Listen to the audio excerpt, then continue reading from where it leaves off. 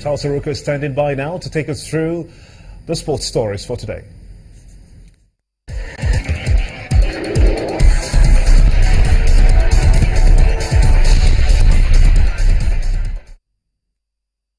News. The Super Eagles of Nigeria have left for Alexandria, Egypt for the crucial and must-win return leg clash of the 2017 AFCON qualifier. Just before the team departed, some of the players told Channels Television that they've put behind the disappointing draw in Kaduna. They say the mission to stop Egypt in Alexandria will be accomplished. Elsewhere, Crystal Palace forward Emmanuel Adebayor has returned to the Togo national team after ending his self-imposed international exile ahead of tomorrow's 2017 Africa Cup of Nations home qualifier against Tunisia. Adebayor last played for Togo in June 2015 and turned down an initial approach from FTF President Kosi Akpovi prior to last weekend's reverse fixture with Tunisia to focus on his club. Togo are third in Group A after 3 matches, level on 6 points with both Liberia and Tunisia following last week's 1-0 defeat in Monastir. And in club soccer, Enugu Rangers head coach Imama Amakpakabo believes his side can win the Nigeria Professional Football League title after the Flying Antelopes' solid start this season. Amakpakabo says victory over Enyimba at the Nnamdi Azikiwe Stadium has given his side a huge psychological push as they look to win their first league title in more than 3 decades. The Enugu-based club insists maintaining their position is top priority. That's it on Sports News. It's back to Gimba with the rest of the news at 10.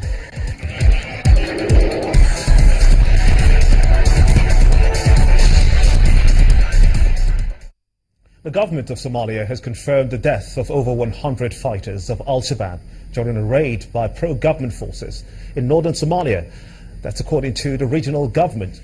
The government released a statement saying that the militants were defeated after 4 days of fighting along Galmudug's border with Puntland. Adeshoa Josh has more. At least 115 fighters of the militant Islamist group Al-Shabaab have been killed in heavy fighting with pro-government forces in northern Somalia. The government also confirmed a further 110 militants were captured during the fighting. There has been no independent confirmation of these claims, but the Al-Qaeda-linked militants are believed to have drifted north after losing ground in southern and central Somalia. A man known as Faisal C, arrested and charged in Belgium with terrorist offences after the Brussels attacks, has been released for lack of evidence. Belgian media have given the man's full name as Faisal Shefel. Pakistan's Prime Minister has urged better coordination between security agencies against terror, a day after a suicide bomb killed more than 70 in Lahore. At a meeting of security officials, Nawaz Sharif said the nation's resolve to deal with the militants was growing. The army said a number of arrests were made and weapons seized in 5 raids by security forces. That's the foreign news wrap-up. Gemba? Thank you, Adeshoa Josh. On entertainment news tonight, Seki, a dance drama, thrills pleasure seekers in Lagos. Details from Mayowa Ogundele. Well, many thanks on entertainment news tonight. Pleasure seekers were treated to homegrown entertainment as the cast of Seki, a dance drama, staged a show to celebrate and showcase the rich culture of the Okrika people from Rivers State over the Easter weekend.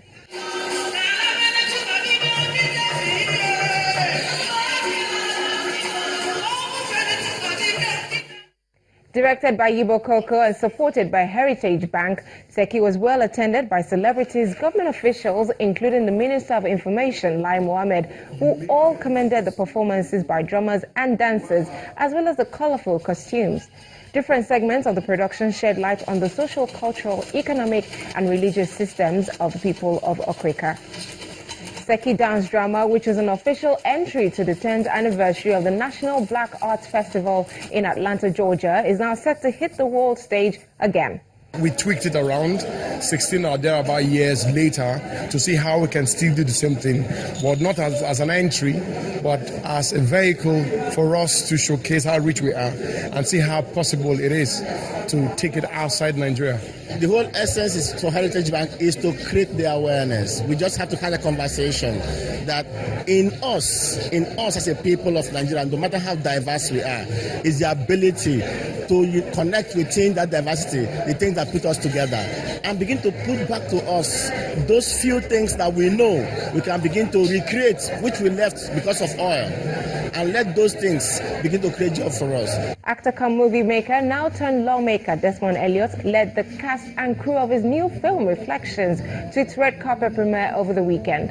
The movie, which received 3 nominations at the recently concluded EMVCA, tells a story of a woman who is accused of killing her husband, but in a bid to prove her innocence and fish out her husband's murderers, she is forced to confront her past. Reflections, which was shot in Nigeria and Sierra Leone, features Desmond Elliott, who also directed the film, Bobby Obodo, Lydia Forson, Uche Jumbo, Aisha Kamara, and several others. Well, that's all on entertainment tonight. Many thanks for watching. Let's get back to the main news.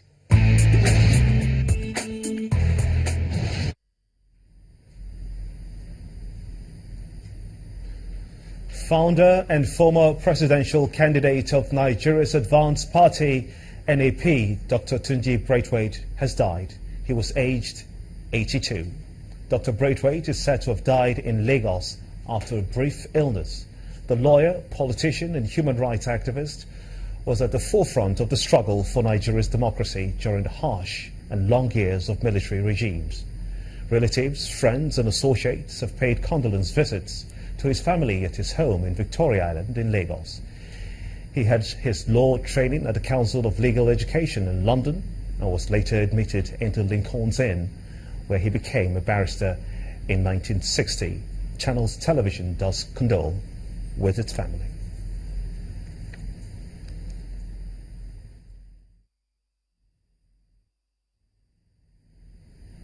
And the main news again.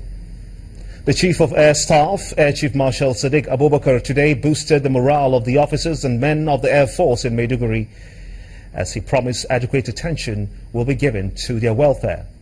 Also today, the Nigerian Army offered 1 million naira for information on the whereabouts of Colonel Samaila Inusa, who was allegedly kidnapped in Kaduna State.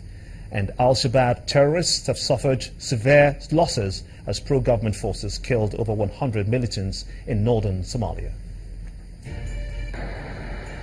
And that's it on the news at 10 tonight. I want to thank you so much indeed for being a part of it. On behalf of the entire production team, have a splendid night rest. Good night.